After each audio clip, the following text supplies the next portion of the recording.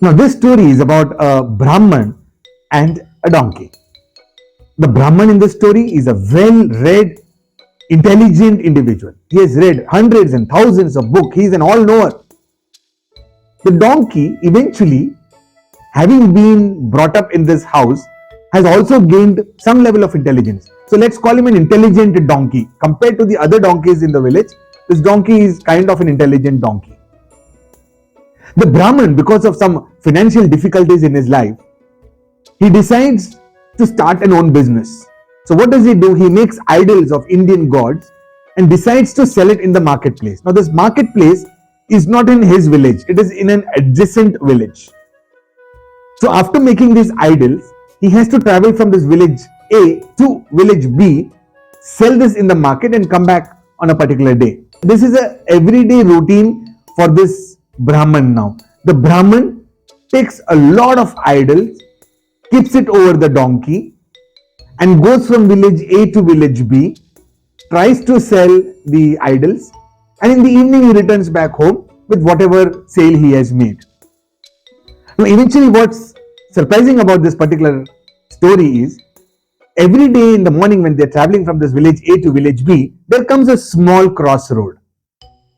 The crossroad is kind of a happening place, a lot of people around there, crowd around there. So when this donkey reaches this crossroad, suddenly there is a rush of people towards this donkey.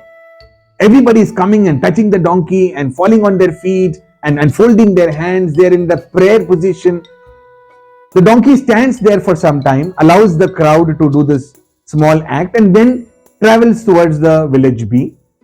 By evening what happens is, this Brahman might not sell every idol that he is carrying. So evening also there are some idols when they are coming back home.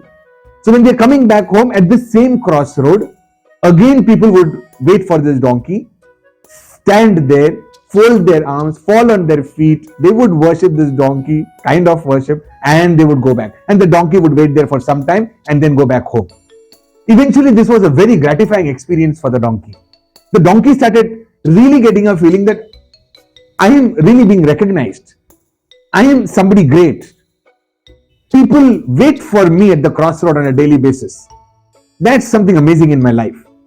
Now one day, while the master was returning back from the village B to village A, somebody told him a news that please don't go by this regular road.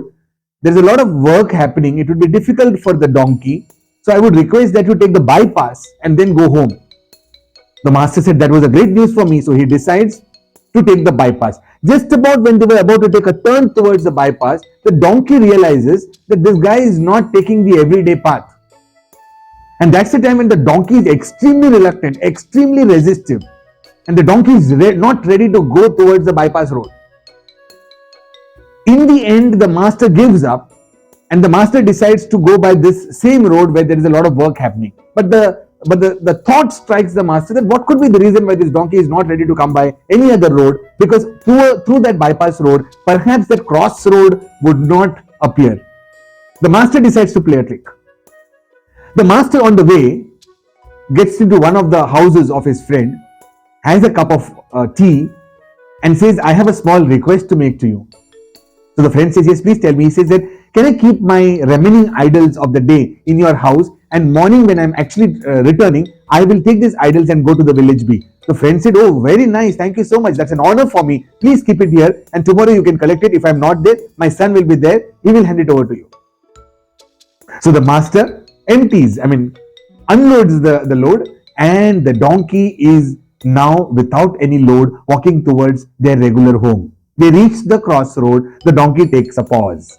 The donkey waits there. But today, no one comes to worship him. Nobody with folded hands. Nobody on their knees. Donkey is a bit surprised. But the donkey is still waiting. Normally, if he waits for around 5 minutes, today he has waited for 8 minutes and there is no sign of any worship. In the end, the master pulls the ears and says, come on, let's go home. They go home. The next day, the master has no idols. The empty donkey is again traveling from village A to village B, and before reaching village B, or even before reaching the friend's house, they come to the crossroad. Like a regular routine, the donkey stands at the crossroad. Not a single worshipper, no hands folded, nobody bowing to the donkey. Donkey extremely surprised, extremely dejected, not able to come in terms with reality. And that's the time when the master pulls the donkey's ears and said, I wanted to teach you a lesson. I knew why you were not ready to come by the bypass road yesterday. And that's the reason why I deliberated this act yesterday. I want you to realize people were not worshipping you. People were not bowing to you. People were not folding hands to you. People were worshipping the thing that you were carrying over you.